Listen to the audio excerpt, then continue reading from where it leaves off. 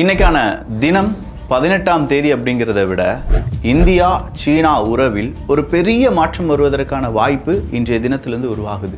சீனாவிலிருந்து முக்கியமான தலைவர் இந்தியாவுக்கு வந்து இந்தியாவினுடைய முக்கியமான தலைவர்களை, குறிப்பாக அரசியல் தலைவர்களை, அரசு தலைவர்களை பார்க்க போகிறார் அப்படின்னு சொல்கிற செய்தியும், அது கூடவே இந்தியாவுக்கு இன்றைக்கி அமெரிக்கா கொடுத்துருக்கக்கூடிய எச்சரிக்கை ப்ளஸ் இந்தியாவுக்கு எதிராக அமெரிக்கா விதித்த அந்த தடையை ஏன் நீங்கள் சீனாவுக்கு எதிராக விதிக்கவில்லை அப்படிங்கிறதுக்கான பதிலும் கிடைச்சிருக்கு.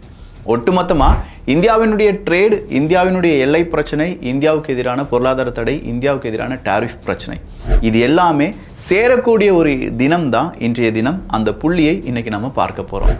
அன்பு தமிழஞ்சங்களுக்கு தமிழ் பொக்கிஷத்தின் வணக்கங்கள்.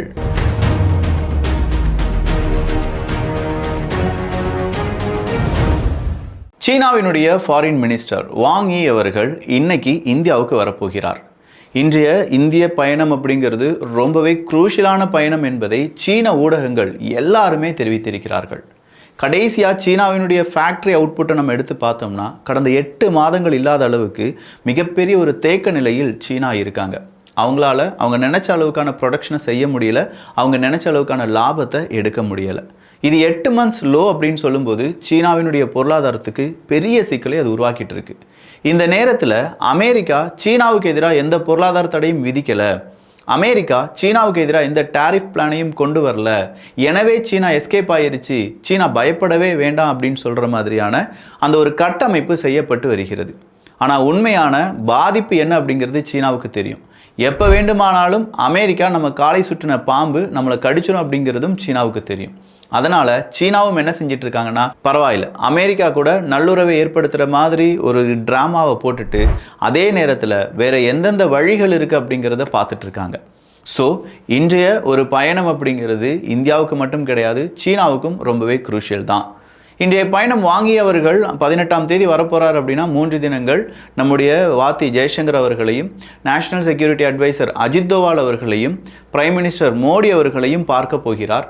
அதே மாதிரி இங்கே இருக்கக்கூடிய ட்ரேடு பிரச்சனை, டாரிஃப் பிரச்சனை, இங்கே இருக்கக்கூடிய ரிஃபைனரி, அது நயாராவாக இருக்கட்டும், இன்னும் சில நிறுவனங்களாக இருக்கட்டும், இவங்க கூட பேச்சுவார்த்தை அப்படின்னு சொல்லி இந்த பேச்சுவார்த்தை நீள்கிறது.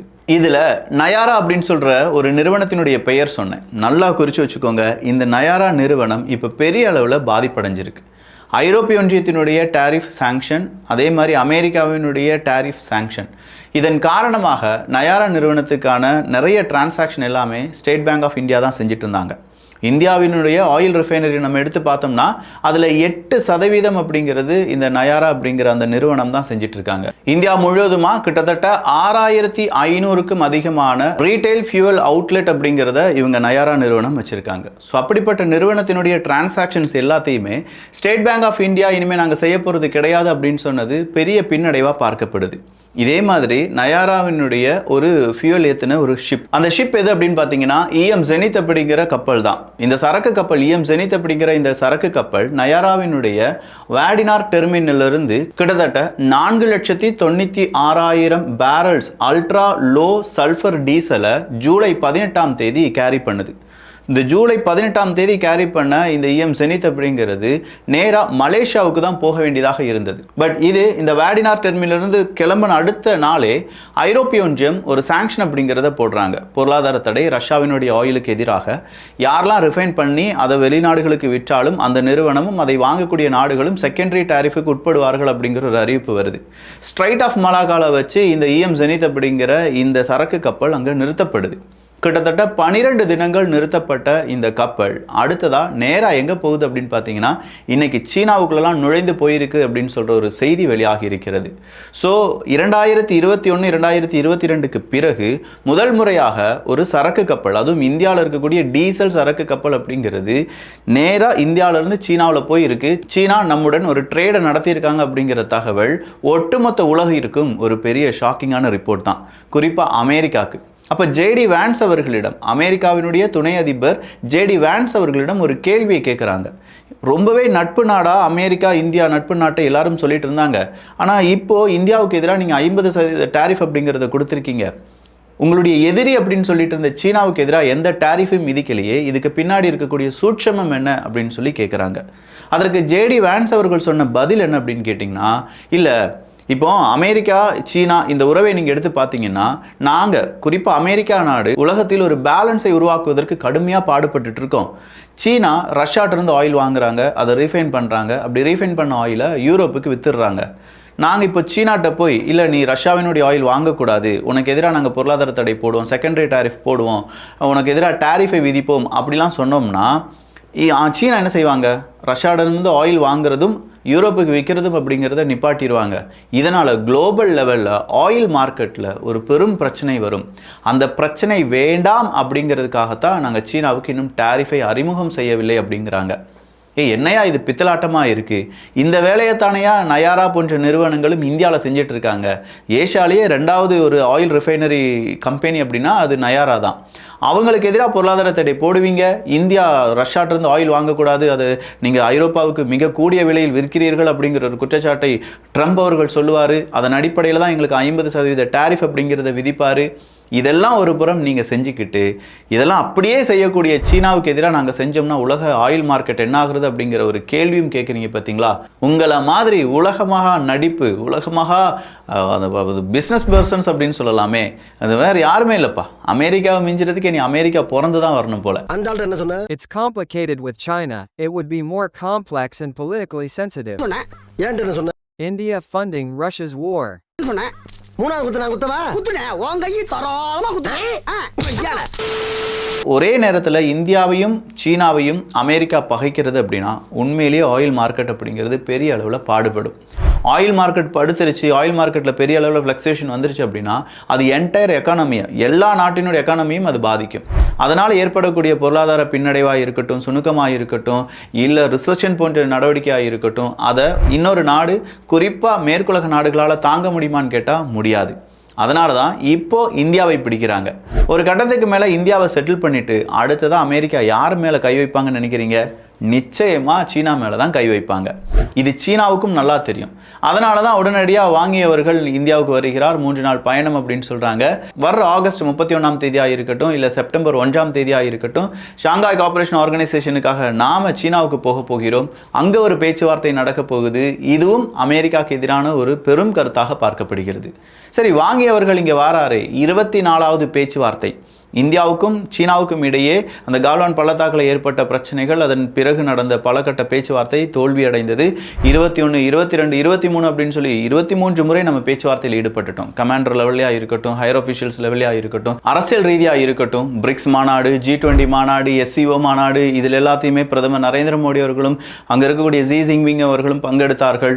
இப்படின்னு சொல்கிற பல இடங்களில் இந்தியாவும் சீனாவும் ஒன்றிணைவார்கள், அவங்க அடுத்த கட்ட நடவடிக்கையில் ஈடுபடுவாங்க அப்படின்னு சொல்லும்போது நம்முடைய ஒரு நாட்டின் நிறுவனம், அந்த நிறுவனத்தினுடைய சரக்கு கப்பல் சீனாவுக்குள் நுழைந்திருக்கிறது. சீனாவினுடைய வெளியுறவு அமைச்சர் இந்தியாவுக்கு பக்கம் வருகிறார். பேச்சுவார்த்தை நடைபெற போகிறது. குறிப்பாக எல்லை சம்பந்தமான பேச்சுவார்த்தைகள் நடைபெற போகிறது அப்படிலாம் சொல்லும்போது இந்தியா சீனா உறவில் ஒரு பெரிய மாற்றம் அப்படிங்கிறது ஏற்பட வாய்ப்புகள் இருக்கு. இந்த மாற்றம் சரியானது தானா? அமெரிக்கா இந்த மாற்றத்தை எப்படி எதிர்கொள்ளப் போகிறார்கள் அப்படிங்கிற ஒரு கேள்வி இருந்துச்சுன்னா, அமெரிக்கா இன்னைக்கு மறுபடியும் இந்தியாவுக்கு எதிராக கடுமையான ஒரு விமர்சனத்தை வச்சிருக்காங்க. ரஷ்யாவுக்கு எதிரான அந்த ஆயில் சாங்ஷன் அப்படிங்கிறத இந்தியா கண்டிப்பாக நேரிட வேண்டியதாக இருக்கும். நாங்கள் சொன்ன பிறகும் ரஷ்யாவிடமிருந்து ஆயில் அப்படிங்கிறத இறக்குமதி பண்ணுறாங்க இந்தியா. ஸோ எங்களுக்கு வேறு வழி கிடையாது. இந்தியாவுக்கு எதிரான பொருளாதார தடையும் டேரிஃப் அப்படிங்கிறதையும் அதிகப்படுத்துவதற்கான வாய்ப்பை அமெரிக்கா தேடிக்கொண்டிருக்கிறது அப்படிங்கிற ஒரு செய்தியை வெளியிட்டிருக்கிறது. அமெரிக்காவினுடைய ஸ்போக்ஸ் பர்சன் தான் இந்த செய்தியை வெளியிட்டிருந்தாலும் ட்ரம்ப் அவர்களுக்கு தெரியாமல் இந்த செய்தி வெளியாக இருப்பதற்கான வாய்ப்பே இல்லை. ஸோ சீனா இந்தியாவினுடைய நட்பு மிகப்பெரிய அளவில் உலக அளவில் பேசப்படக்கூடிய இந்த தருணத்தில் சீனா மற்றும் அமெரிக்காவினுடைய நட்பு எப்படி இருக்குது அப்படிங்கிறதையும் சோதித்து பார்க்கிறார்கள். சீனா இந்தியாவுக்கு வர்றதுனால சீனாவினுடைய ஃபாரின் மினிஸ்டரும் சீனாவினுடைய அதிபரை பார்ப்பதற்கு இந்தியாவினுடைய பிரைம் மினிஸ்டர் சீனாவுக்கு போகிறதும், இது எல்லாத்தையுமே கூட்டி கழிச்சு பார்க்கக்கூடிய அமெரிக்காவுக்கு ஒரு விஷயம் மட்டும் புரியுது, கண்டிப்பாக 2 நாடுகளையும் ஒரே நேரத்தில் பகைக்கக்கூடாது அப்படிங்கிறது தான். ரஷ்யாவுக்கு எதிரான பேச்சுவார்த்தை, அதுவும் அலஸ்காவில் வச்சு நடந்த பேச்சுவார்த்தையில் அமெரிக்காவுக்கு எதிராக ரஷ்யா நடத்தின ஒரு மிகப்பெரிய சைக்காலஜி, நான் இன்னும் இங்கே சூப்பர் பவர் நாடாக தான் இருக்கேன், அதை யார் சம்மதித்தாலும் பரவாயில்லை, இதோ அமெரிக்கா என்னுடைய வருகைக்காக காத்திருக்கிறது அப்படின்னு சொல்கிறத புட்டின் அவர்கள் எடுத்து கூறிவிட்டார். ஸோ நேரடியாக நீங்கள் ரஷ்யாவை எதிர்த்திருக்க வேண்டும் என்றால் நேற்றே ரஷ்யாவுக்கு எதிரான பொருளாதார தடை, டேரிஃப், இல்லாட்டி ரஷ்யாவுக்கு எதிரான மிகப்பெரிய அளவில் நாடுகளை ஒன்றிணைப்பது, அதை அமெரிக்கா செஞ்சுருக்கணும். ஆனால் அமெரிக்காவால் செய்ய முடியல. ட்ரம்ப் அவர்கள் ரொம்ப சோர்வாக இருந்தார். ட்ரம்ப் அவர்களால் பெரிய அளவில் டிஸ்கஸ் பண்ண முடியலை. ஜெலன்ஸ்கி அதுவும் உக்ரைனை நேட்டோவில் எங்களால் சேர்த்துக்கிடவே முடியாது அப்படின்னு வேற சொல்லிட்டார். என்ன நடந்தாலும் சரி, உக்ரைனை நேட்டோக்குள்ள எங்களால் சேர்க்க முடியாது அப்படிங்கிற ஒரு வார்த்தையும் இன்னைக்கு ட்ரம்ப் அவர்கள் உதிர்த்திருக்கிறார். ஸோ ஒவ்வொரு காலகட்டத்திலையும் இந்தியாவை நெருக்கக்கூடிய அமெரிக்கா சீனாவை நெருக்காமல் விட்டதற்கான காரணம் ஒரே நேரத்தில் 2 எதிரிகளை அமெரிக்காவால் சமாளிக்க முடியாது அப்படிங்கிறது தான். ஆனால் இந்த 2 பேர் என்ன நினச்சிட்டாங்க, சீனாவும் இந்தியாவும் நாம் ஒன்றிணைந்தால் என்ன, நாம் பேச்சுவார்த்தையில் ஈடுபட்டால் என்ன, நாம் ட்ரேடு பண்ணால் என்ன, யார் எப்படி என்ன செய்ய போகிறாங்க, ஒன்று பார்த்துடலாமே அப்படிங்கிற முடிவுக்கு வந்துட்டாங்களா? 2 நாட்டு தலைவர்களும் பேசிக்கொண்டால் என்ன நடக்கும்?